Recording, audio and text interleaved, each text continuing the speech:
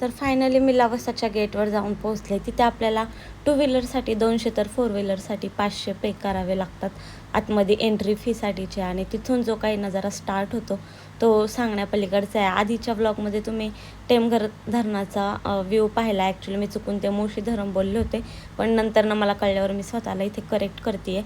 मस्त असं वळणावळणांचा रस्ता, छोटे छोटे धबधबे होते कारण पाऊस थोडा कमी होता त्यामुळे, दाट अशी झाडे. आणि फायनली लवासा सिटी इथे स्टार्ट झाली होती.